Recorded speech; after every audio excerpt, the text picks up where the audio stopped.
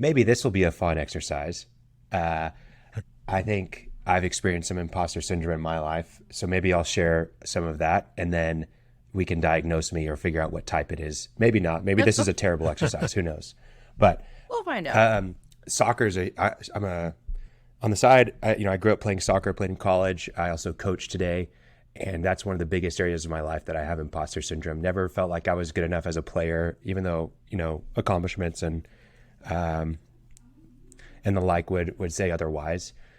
Plenty of evidence to say that I am good, even on a regular basis when I do get to go and play and things like that. But then especially I felt it when I became a coach, just not feeling like I was qualified. And even to this day, we won a state championship last year, and that would be, I felt a little bit of a weight off my chest for a couple of months, and then immediately after that, I was like, no, the circumstances, the personnel, that's what made it possible.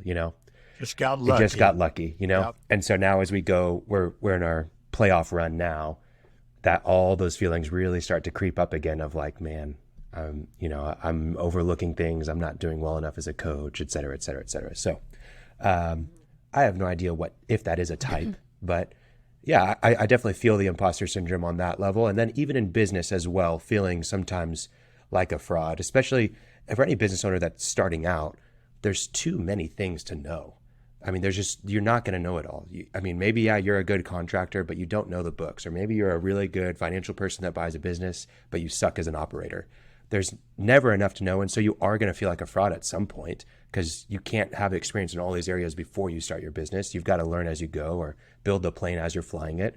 And so I think that in some level, every business owner probably experiences a level of imposter syndrome. So with that being said, I'd like to learn about the 5 types. Maybe we start with the type that maybe I feel.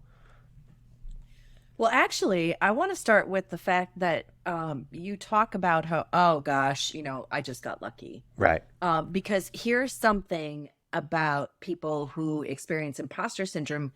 People who feel like imposters have become very adept at externalizing their success, essentially saying, sure, I'm successful, but I can explain all that. In other words, we chalk up our accomplishments not to our intelligence, our efforts, our hard work on and off the field, but to external factors.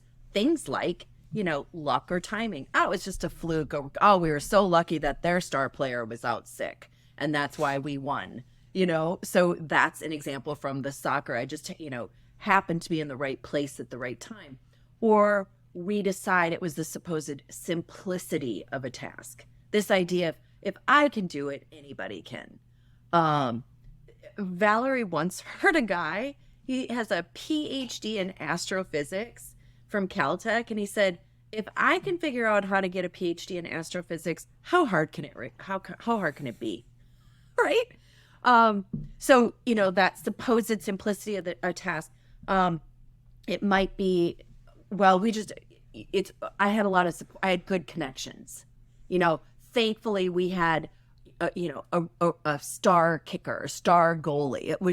If it wasn't for the goalie, instead of you taking that goalie and the rest of the team and making the team work together to win the championship. So it's like, oh, I just happen to have the right people. You can have the right people on a team and they may not win without the coach. So it's the whole, right?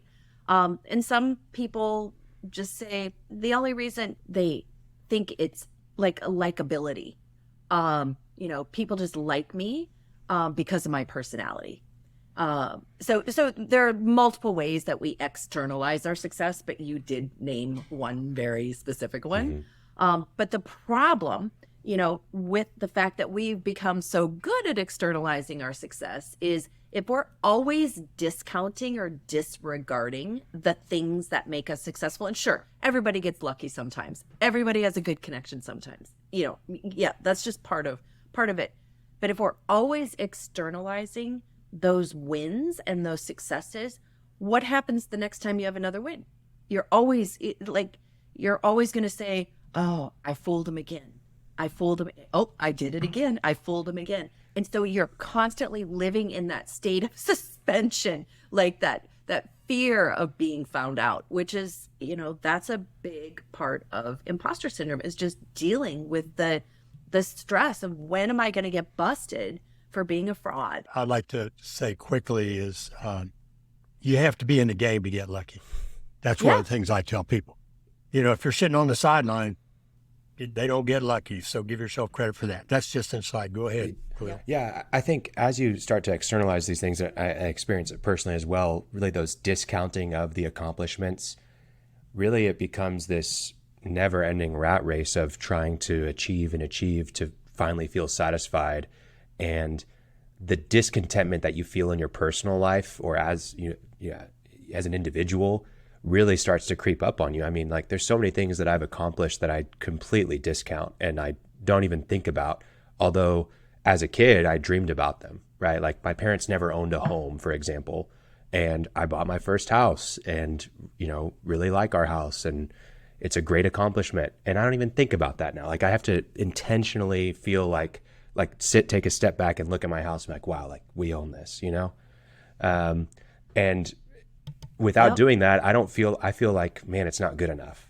And it's the same way inside of business. Whenever I feel imposter syndrome and I discount some of the things that we've accomplished, I'll run on to trying to find out the next service that we can provide or how we can get better and better without just like appreciating what we have and actually scaling that and growing that and having a successful business around it.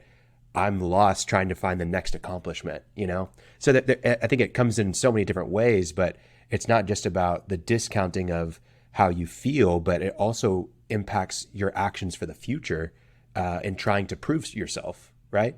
It does. It's not always imposter syndrome, like the what's the next thing we can offer. So I just think, gratitude is an appreciation for what we've done is a good practice. And I also think as entrepreneurs, and I work with really high performing entrepreneurs who have become very successful and they're like, what? Is it my other business, like my coaching business, before I co-founded Imposter Syndrome Institute with Valerie. Part of this is we're always looking for ways to grow. Yeah. It's not always imposter syndrome driving it. Sure. Some of it just might be like, that's just how we're wired. We, what are new things we can do to help people to grow and learn?